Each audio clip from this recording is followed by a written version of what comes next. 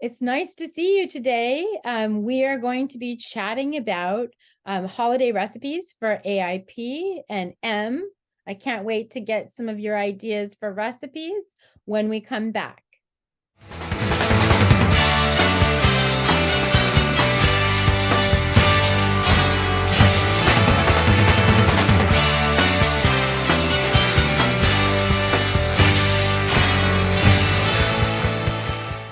Welcome back.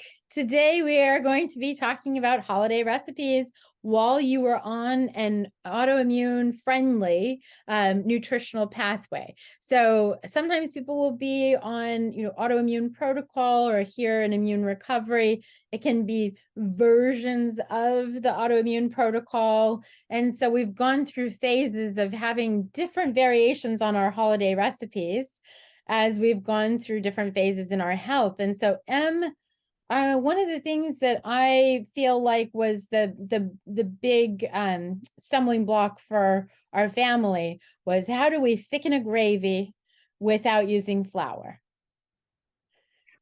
Well, yeah, thank you for asking that. My focus has been, how can I eat foods that I love without causing autoimmune flares? Because I love tasty food. I don't want to stop loving tasty food. And I also like not being in pain. And so there are a couple of grain-free, nut-free flours that we can use that really work well for thickening. So cassava, arrowroot, tapioca, which is related to cassava. So those are good. We want to find the right ratio. This is important just because, especially like cassava and tapioca, well, actually arrowroot, all three of these can make things very gluey, which is awesome because that's kind of what we want a wheat flour to do when we put it in a gravy. But too much, we can end up with something kind of tacky and more sticky than it is sauce. So or lumpy. Right.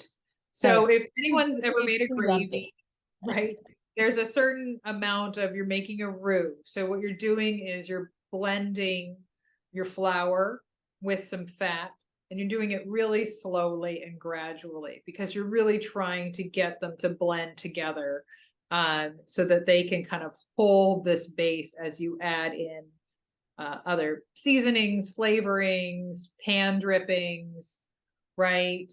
I often, especially coming out of the pandemic, I did a few Thanksgivings by myself. And so I roasted a turkey. I took those turkey pan drippings. I think the first one, I also got some organ meats that were in the little chicken. And so I was able to like dice those up and make a heartier gravy. But just taking the time to blend these ingredients and really looking at like, what herbs do I love? Like, can I throw a little bit of sage in there? Then I get this like nice umami, meaty sage gravy. Thyme is awesome in gravy, absolutely. Garlic, onions, right? Yes, right. So you can add things to it. You can add things to the way that you cook your bird or whatever kind of protein you're going for. The recipe that someone gave me, I just quarter a lemon and yellow onion and stuff them into the bird, and then I cook it with that in there, and so it's very moist, and I've got these really nice lemony top notes with this kind of caramelized onion going on in there. And so if I take that sauce out of the pan, that's going to be. Say, do you scrape the pan drippings out and put it into like a saucepan? Yes, yes, but I want to combine fat and the flour again slowly. So the pan drippings, some of it is fat. Sometimes I'll even take some bacon grease that I have because we're thinking often in a gravy, this would be where you would use like cream or butter with the flour. So you're looking for your most dense fats to again bond with that, and we'll put that in. Yeah, we'll give some resources with recipe people who links. are expert at creating recipes, which I'm not.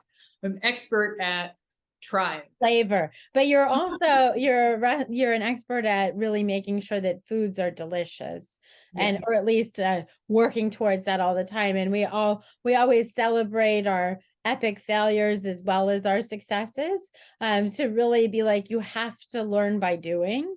And so yes, there are people out there I would who strengthen any muscle is practice, right? And so I had not been practiced with cooking before my autoimmune diagnosis, and now I am. Uh, I definitely encourage. Can I give you some of my tips? I've yeah, got some. I would love You said tips. like Yeah. holidays, Yeah. like so one thing is, if you're not used to preparing meats, I highly recommend having a meat thermometer, because one of the reasons that I didn't cook meat previously is I didn't want to overcook it and I didn't want to undercook it. I Undercooked, didn't want scary. to give myself food poisoning, so I Exactly. eat meat for a long Overcooked, time. Yeah. Undercooked. dry, something you have to like keep pouring sauce on in order to like choke down. I didn't want to create that either. So having a meat thermometer helps us get into that right range of cooked enough, but likely still tender. So recommend a meat thermometer. If you're cooking something with skin, like a chicken or a turkey, broiling it for the last 5 to 10 minutes will really crisp up the skin. So that Or makes air that, frying if it's small. yeah, I'll air fry a whole small chicken, Mm. and that's amazing, and it's quick. I can air fry it from, well, it's pressure cook for a little bit and then air fry, but from frozen. Mm. Uh, Mm. but if I have the time, I like to do it in the oven. Again, I've got the lemon and onions in there. I've got an assortment of spices and herbs, and then I do want to make that gravy. And the nice thing is I tend to do that around the holidays, even if I'm going to somebody's house, because I love gravy. And Gravy's this, pretty amazing. I right? have to agree. I have been a person who would drink the gravy. Yeah, Right. definitely. So being able to bring my own gravy is great. Another thing, if we're recognizing that nightshade vegetables can be inflammatory for a lot of people, getting the white sweet potatoes and mashing those, or even doing like that half of that with cauliflower, Mm. uh, can be a really nice mash. Or you can do like a mashed root vegetable where you've got parsnips and turnips and sweet potatoes and Carrots. right. You can come up with something really tasty. Again, trying to find a tasty alternative, not like well, this will go on my plate and I guess this is what I have. Right. We want it to be delicious. So again, playing with those herbs. You could throw some sausage in there, like or ground pork with some seasoning, Yes, right? Because like absolutely. in our family, they normally make stuffing where it's made with breadcrumbs and sausage and onions, celery, mushrooms, black olives, and then you put a bunch of eggs and broth and butter in it and bake it. Right. So can we do something that's kind of like that? It would be like roasted root vegetables with some ground pork or ground chicken or turkey in it with some nice seasonings, lots of oil, and really making sure that it's all together and that it would be kind of stuffing like. You could throw some celery in Absolutely. there, onions. Yeah.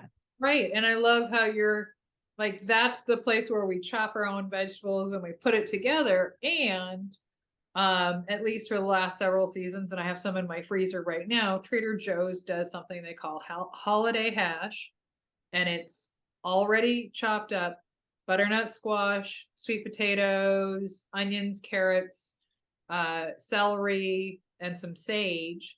Mm. And so I'm gonna mix that with either I'm gonna dice up either pork belly, or I've also got like a pre-cooked carnitas that I got from there. Or to your suggestion, I could throw in sausage, but it doesn't have to be bread to have it be kind of starchy and delicious with some crunch. I'll throw mushrooms and black olives in there. So it kind of gives me some of the flavors of childhood.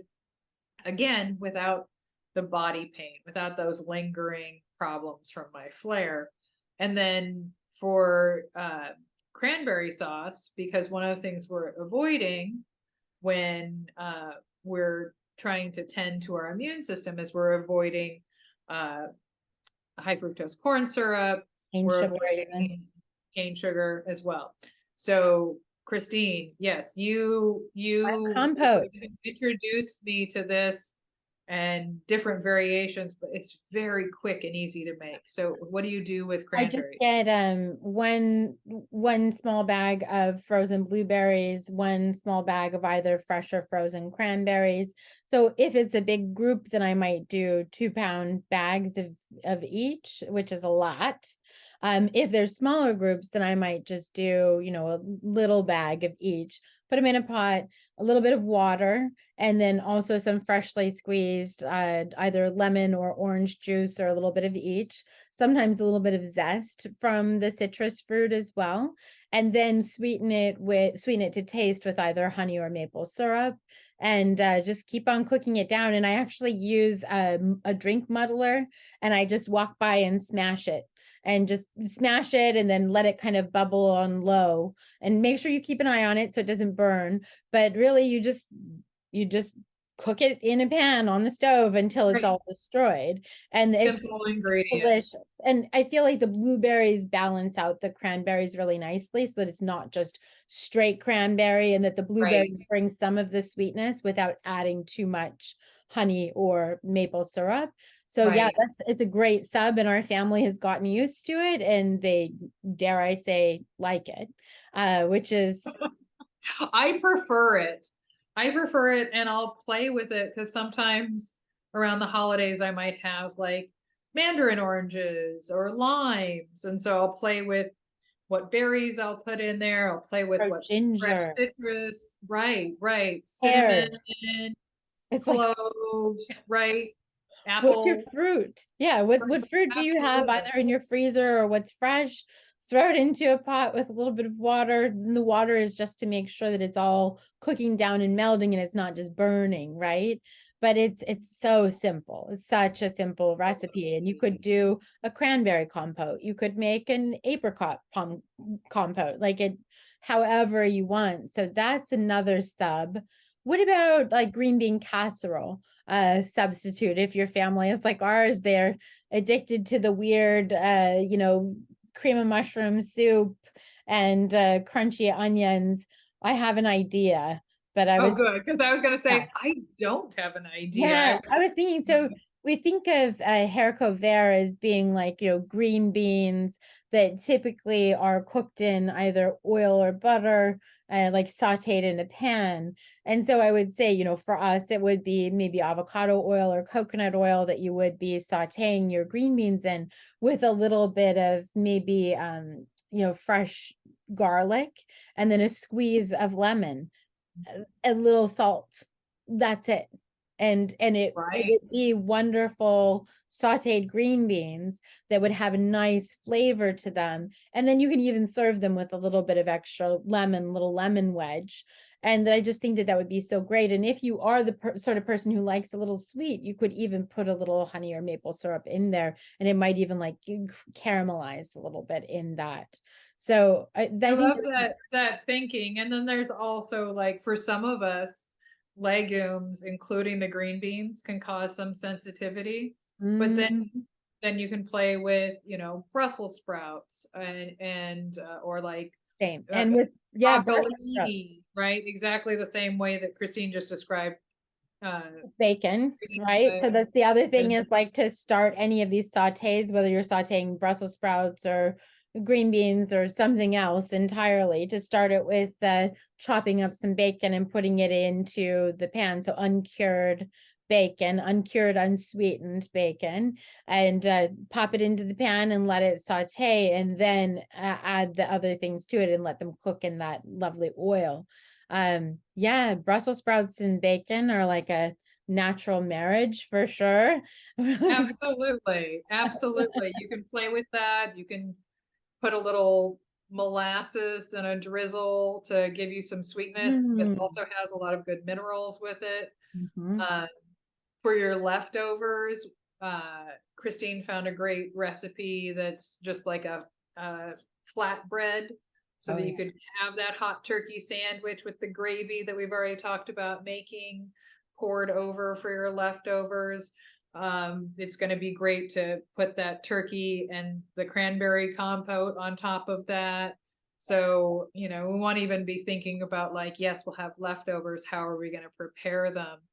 And then for dessert, I often go for using coconut milk, maple syrup, and just a plain organic canned pumpkin, and making a kind of pudding or custard. Or I'll also sometimes make a maple, maybe with fruit, maybe not, tapioca pudding. So that can be really nice to just have something, so that when everybody else is going to have pie, what are we going to have? And there are recipes for AIP apple pie, AIP pumpkin pie. And then what are the substitutions for pumpkin pie spice? Right? That's the one.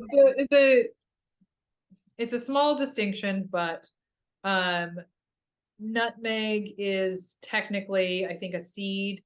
And so rather than using nutmeg, we'll use mace. I can usually find it on Amazon. I can find it in some of the like health food stores along with it. The flavor profile is very similar to nutmeg. And so mace, clove, cinnamon, those mace, are cloves, cinnamon for folks unlike me who are not allergic to it. It's my most hated allergy, but ginger in everything, which is a really nice holiday flavor, a nice pairing with that cranberry compote that not only can go with your dinner, but also can be part of your dessert. Yeah, the other side dishes would be just baking some sweet potato, and how do we replicate butter when we're baking a sweet potato? Like room temperature coconut oil, because it's got that nice like solid at room temperature, melts on things. And yeah, I'll use some sea salt, because one thing we're not always aware of is one of the things we like about butter is most of our butter is salted, and so we're adding that saltiness. Little fat, little salt. Exactly. And if you like, candied yams or something like that, this is another moment you can drizzle some maple syrup on there, and just give yourself a little bit of that sense of it being sweet and desserty. And then you'll also really taste the sweetness inherent in the sweet potatoes or yams. There are recipes for AIP marshmallows too. So if you're somebody who really digs a marshmallow, like I know that having, a tea or something, or some sort of, carob version of hot cocoa, to throw a marshmallow in that, it feels really special. And typically it's made with things like collagen or gelatin, and then like honey or maple syrup as some of the main ingredients, right? Yeah. And some are like pre-made. You don't even have to make them yourself, that there are some AIP. Yeah, sweet apricity. Yeah, the vanilla one. Yeah. They make really good ones. So, and they also make like sea salt caramels, and they also make like a sea salt caramel drizzling sauce. So if you're somebody who's always been someone who really likes to cook and create, hopefully we've given you some ideas around that. We'll give you some recipes around that. But also, more and more of us are being diagnosed with autoimmune diseases all the time, and manufacturers and people creating food are recognizing this demand. So there are places where you can find things that are pre-prepared. There's what's the mail order? Shop AIP? The paleo, the pre-prepared food. Oh, Paleo on the Go. Paleo on the Go specifically has foods on their website that are listed as matching the autoimmune protocol. And so that's another place that you can look for things that, again, are not going to cause a flare, are going to be tasty. If you're somebody who has the time constraints, honestly, or just doesn't enjoy being in the kitchen. I do enjoy being in the kitchen now that I've got some strategies and run some experiments that have worked. And also enjoyed the comedy of the experiments that didn't work. It's fun to share about those together, because in the past I was the one making weird recipes and everybody accused me of trying to kill them with the recipes that I made, or this thing was too dry, or there was no sugar in this. And Dad really liked the key lime pie that I made until I divulged that there was avocado in it, and then he was very upset. And so it's like now I love having this camaraderie of we will cook weird and delicious food together, and sometimes it goes very, very well, and sometimes it doesn't. And we just learn as we go what it is that we love. And if you're dropping by and you have some, anti-inflammatory recipes that you'd like to share, or you'd like to tell us a comedic moment, or maybe send us a picture of those, hockey puck cookies that were inedible. Didn't you have something like that? The biscuits, the biscuits. And it was just like, I swear I was gonna I thought I was gonna break a tooth on those. They're really, it is an adventure. And so I'm happy to be on this adventure with you, Em, and I hope you all are enjoying being on this adventure with us as well. Have a safe holiday season, everybody. And if you're not celebrating holidays, we hope that you're doing well and that you're surrounded by community and love. And Absolutely. at this time of year, and you'll be surprised how okay people are with you bringing your own food if you're eating at someone else's home. If you explain that this is about me avoiding being in pain and getting to show up and celebrate with you, most people will be open to it. And there are some things like that cranberry compote where people will be very happy to have you bring it year after year to share with everybody. That it's fine for most people. So then it's like, and it's tasty. So sometimes this can cross boundaries, as far as like, crossing different taste levels and everything, or preferences, that you can find those recipes that are popular with every person at the party, instead of the people who are just having to eat that way. And people might want to accommodate you. They might try, and it's okay for you to say, there's just a lot, and it's just easier for me to bring something, but I so appreciate you making the effort. And it's so nice when people want to help. But following something like AIP is hard for us to explain in a nutshell to somebody whose house we're coming to tomorrow, so absolutely. Yeah. All right. I think, did we get a lot of tips out there, Em? I think so. I'm hoping that people feel a little more prepared, a little more like it's doable. And again, use the comments to let us know what's stumping you, what's worked for you. We're just wanting to create community where everybody's sharing together, because we all deserve this kind of abundance and resource. Absolutely. Wishing you abundance. Thank you so much for joining us, and we'll see you next time. Please subscribe to our channel and hit the notification bell to be notified when we post new content. Make sure to follow us on Facebook and other social media.